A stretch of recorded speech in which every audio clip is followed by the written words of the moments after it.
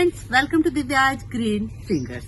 आज के इस वीडियो में मैं बात करूंगी एक बहुत ही खूबसूरत कलरफुल फॉलिएज वाले प्लांट एग्लोनिमा या चाइनीज एवरग्रीन की। ये एक पेरिनियल प्लांट है जिसे आप सेमी शेड में या फिर इंडोर कहीं भी रख सकते हैं और ये बहुत ही इजी केयर प्लांट है, तो बिगनर्स के लिए परफेक्ट चॉइस है। बहुत सारे कलर्स और बहुत सारी वेराइटीज इसमें आती हैं और इसकी सबसे अच्छी बात यह है कि नासा ने भी इसे हाईली रिकमेंड किया है, टॉप 20 प्लांट की कैटेगरी में रखा है जो कि एयर प्यूरिफाई करते हैं। साथ में वास्तु के हिसाब से भी ये गुड लक प्लांट माना जाता है और इस प्लांट को लगाना बहुत आसान है। सेमी शेड में और इंडोर आप कहीं भी इसे लगा सकते हैं। तो आज के इस वीडियो में मैं आपको इस प्लांट की सारी एस्पेक्ट्स लाइक इसकी वाटर, सॉइल, प्रोपोगेशन, सनलाइट और इसके अलावा पॉट साइज के साथ साथ फर्टिलाइजेशन इस प्लांट का कैसे करना है और इस प्लांट को आप मल्टीप्लाई किस तरीके से कर सकते हैं, ये सब मैं बताऊंगी। तो जुड़े रहिए इस वीडियो के अंत तक मेरे साथ। सनलाइट की बात करें तो ये प्लांट सेमी शेड के प्लांट है। आप इन्हें इंडोर भी रख सकते हैं और आउटडोर अगर आप रख रहे हैं तो ऐसी जगह रखें यहाँ इनको ब्राइट सनलाइट तो मिले लेकिन डायरेक्ट सनलाइट इन पर नहीं पड़नी चाहिए। अगर इन पर डायरेक्ट सनलाइट पड़ेगी तो इनकी पत्तियां पीली पड़ सकती हैं, उनके टिप्स जो है वो ब्राउन हो सकते हैं और पत्ती आपकी बीच बीच में से जल भी सकती है। दूसरी बात, इस प्लांट को ड्राफ्ट पसंद नहीं है, तो अगर आप इसे इंडोर रख रहे हैं तो आप इसे डायरेक्ट पंखे की हवा के नीचे मत रखिएगा और ऐसी जगह भी मत रखिएगा विंडो वगैरह पे जिसे डायरेक्ट इसे तेज हवा मिले। अगर ऐसा होगा तो इसकी पत्तियों के जो मॉइस्चर है वो कम हो जाएगा और पत्तियां काफी डल लगने लगेंगी और जिस सुंदरता के लिए आपने प्लांट को लगाया है वो सुंदरता प्लांट में नहीं दिखेगी।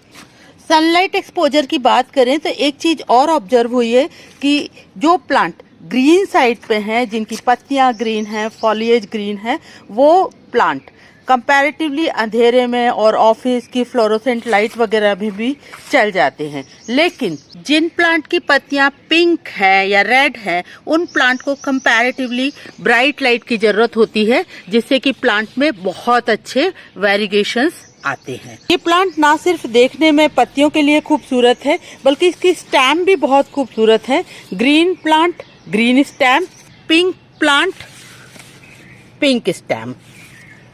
वाटरिंग की बात करें तो ये प्लांट को बहुत ज्यादा, चूंकि इंडोर रहते हैं ये प्लांट ज्यादातर और सेमी शेड में, तो इनका पानी बहुत जल्दी इवेपोरेट नहीं होता। तो वाटरिंग आप तभी कीजिएगा जबकि मिट्टी की टॉप लेयर करीबन 1 से 1.5 इंच तक ड्राई हो जाए, क्योंकि इन प्लांट की स्टेम बहुत सॉफ्ट होती हैं और अगर आप ओवर वाटरिंग करेंगे तो प्लांट की स्टेम गल जाएंगी और उनमें रूट रॉट हो सकता है। तो इसके लिए आप चेक कैसे करेंगे? चेक करने के लिए आप मिट्टी प्लांट में करीबन 1 से 1.5 इंच तक उंगली डिप करके देखें। अगर उंगली में मिट्टी चिपक कर आ रही है इसका मतलब आपके प्लांट को पानी की जरूरत नहीं है। ये प्लांट मॉडरेट वाटरिंग रिक्वायर करता है, तो बहुत ज्यादा पानी आप इसे देंगे तो प्लांट आपका खराब हो सकता है। फर्टिलाइजेशन के मामले में ये प्लांट बिल्कुल भी फसी नहीं है, बिल्कुल डिमांडिंग नहीं है। मैं अपने इन प्लांट्स को सिर्फ साल में 2 बार अच्छे से कंपोस्ट देती हूँ और वो है फरवरी और सितंबर। इसके अलावा मैं इनमें कंपोस्ट नहीं दे पाती क्योंकि मेरे पास बहुत सारे प्लांट हैं। लेकिन फिर भी अगर आप फर्टिलाइजेशन देना चाहते हैं प्लांट की ग्रोथ के लिए तो आप इनमें हर दूसरे महीने आप कंपोस्ट टी दे सकते हैं या फिर एक बैलेंस फर्टिलाइजर 19-19-19 का आधा चम्मच 1 लीटर पानी में आप घोल लीजिएगा और उस फर्टिलाइजर को आप इसमें 2 महीने में एक बार फर्टिलाइज कर सकते हैं। That's it. इन्हें इससे ज्यादा फर्टिलाइजर की जरूरत नहीं होती। अभी गर्मी का मौसम, इनकी बढ़त का टाइम है, तो जब हम फर्टिलाइजर देते हैं तो उसके साथ 1 चम्मच एप्सम सॉल्ट 1 लीटर पानी में घोलकर और उसे भी आप इस पौधे में महीने में एक बार दे दीजिएगा और ऐसा 2-3 महीने तक करिएगा। तो इस समय जब बढ़त का टाइम है तो इससे फोटोसिंथेसिस को, पत्तियों को मदद मिलेगी और आपका पौधा अच्छी ग्रोथ पकड़ेगा। एक और चीज, ये प्लांट जब मैच्योर हो जाते हैं तो इनमें पीस लिली की भांति फ्लावर्स निकलते हैं। तो अभी फिलहाल मेरे प्लांट में, एक मिनट, नहीं है, नहीं तो मैं आपको दिखा सकती थी, पर बहुत खूबसूरत ये लगते हैं। पीस लिली का कितना सुंदर स्पैक्स आ रहे हैं। पीस लिली का अभी मौसम है और ये बहुत सुंदर सुंदर इसमें देखिए आप फूल आएंगे, और फूल जब खिलते हैं तो करीबन 1 महीने तक तो आराम से ये लगे रहते हैं। पीस लिली के ऊपर मेरा ऑलरेडी एक वीडियो है, आप लिंक मैं आपको दूंगी, आप उसे जरूर से चेक करिए। पीस लिली भी एक लकी प्लांट माना जाता है और देखने में बहुत खूबसूरत लगता है। इंडोर आउटडोर आप इसे कहीं भी लगा सकते हैं।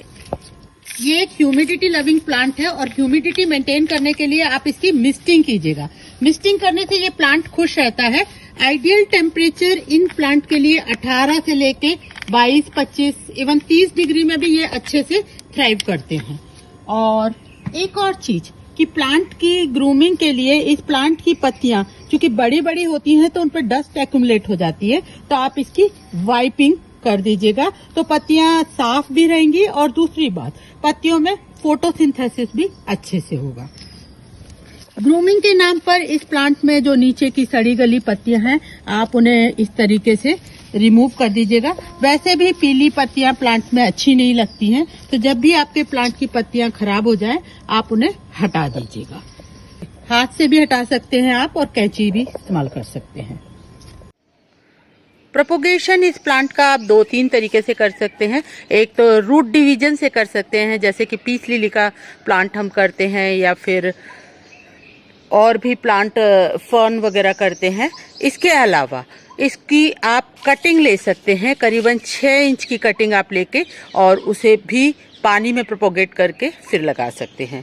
तीसरी बात यह होती है कि इसमें नीचे से भी कई बार प्लांट्स निकलते रहते हैं और उन प्लांट्स को आप मल्टीप्लाई होते रहते हैं ये, और उन प्लांट्स को आप उखाड़ कर और लगा सकते हैं।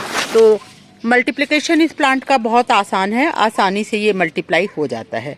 और इस प्लांट को लगाना इसलिए भी आसान है क्योंकि ये प्लांट एक तो देखने में बहुत खूबसूरत है, इजी केयर है, और मार्केट में इसकी प्राइस करीबन 150-200 से लेकर, अगर बहुत बड़ा प्लांट है और बहुत खूबसूरत बुशी है तो 500 रुपये तक ये मिल जाता है। पॉट साइज की बात करें तो ये प्लांट मेरे घर में जमीन की क्यारी से लेकर 5-6 इंच के पॉट तक सभी में लगा हुआ है। ये प्लांट स्लो ग्रोअर प्लांट है तो इसको जल्दी जल्दी रिपोर्ट करने की जरूरत नहीं होती।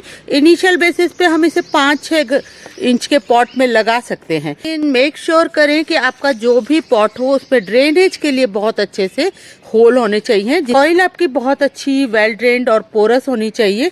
तो सॉइल के लिए जो सॉइल मिक्सचर मैंने लिया है, एक हिस्सा कोकोपीट, एक हिस्सा नॉर्मल गार्डन सॉइल और एक हिस्सा मैंने इसमें कॉम्पोस्ट लिया है।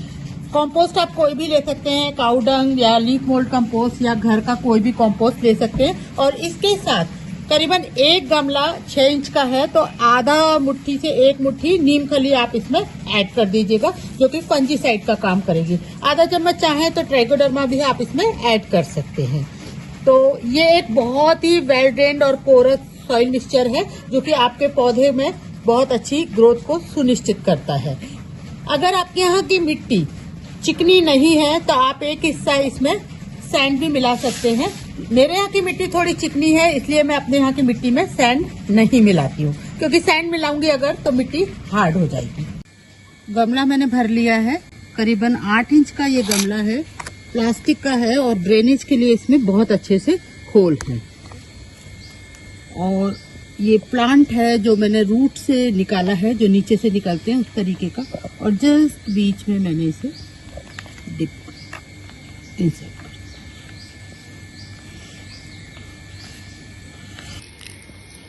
हम इस पे थरोली वाटरिंग करेंगे